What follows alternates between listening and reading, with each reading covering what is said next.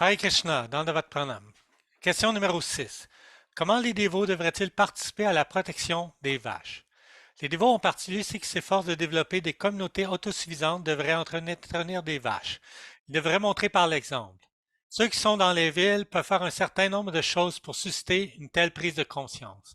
Notre société dans son ensemble devrait avant tout éduquer les gens de différentes manières sur l'importance des vaches. Nous devrions le voir comme faisant partie intégrante du Dharma. Respecter les principes du Dharma signifie protéger les vaches. Dans tous nos temples, nous devrions avoir un stand ou une table à livres qui affiche de la littérature sur la protection des vaches. Tout comme les membres de l'équipe de recherche de Varnashram le font à Bangalore, ils ont divers produits des vaches et divers autres médicaments de cette manière et aident à créer une prise de conscience.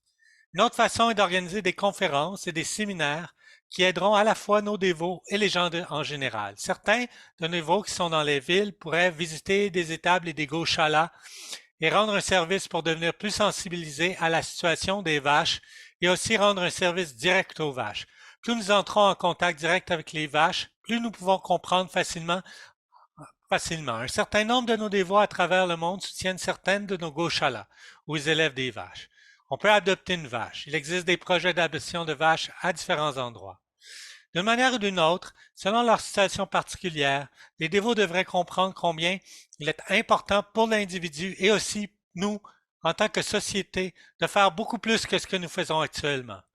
Dans nos goshalas à travers le monde, nos propres dévots devraient en faire servir les vaches.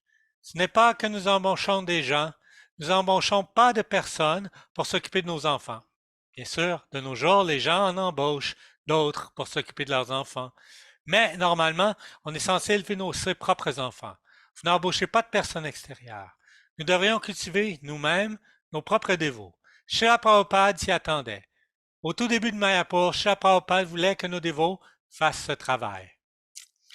Ce n'est pas que la protection des vaches soit pour les voisins ou quelqu'un d'autre. Les meilleures personnes devraient s'occuper des vaches sont les dévots. Krishna lui-même faisait cela. Si le service des vaches peut être pris en charge par Krishna, qui sommes-nous pour penser que je suis au-delà de cela? Je ne veux pas m'abaisser à ce genre de service consistant à ramasser de la bouse de vache et à nettoyer les tables et toutes ces choses. Krishna faisait toutes ces choses. Ce n'est pas qu'il sortait juste avec les vaches, il faisait beaucoup de choses comme nettoyer les vaches, servir les vaches de tant de façons différentes. Il servait aussi les chevaux. Dans un sens, j'ai lu, Srila Prabhupada explique que le Seigneur Krishna n'était pas simplement assis confortablement sur le char en tant que conducteur de char. Les conducteurs de char doivent aussi s'occuper des chevaux. Il faut donc descendre pour être plus pratique. Nous ne sommes parfois pas pratiques. Nous nous voyons sur un piédestal plus élevé. Nous devons descendre. Nous devons être un peu plus terre à terre, comme le dit l'expression. Il y a un urgent besoin pour cela dans notre société, dans le monde, parce que les vaches sont abattues sans pitié, maltraitées de tant de façons différentes. Par conséquent, il y a de toutes sortes de très mauvaises réactions karmiques qui s'accumulent. Nous sommes en mesure de faire quelque chose et nous devrions faire beaucoup plus que ce que nous faisons présentement. Fin de la capsule 8. Hare Krishna, Dandavat.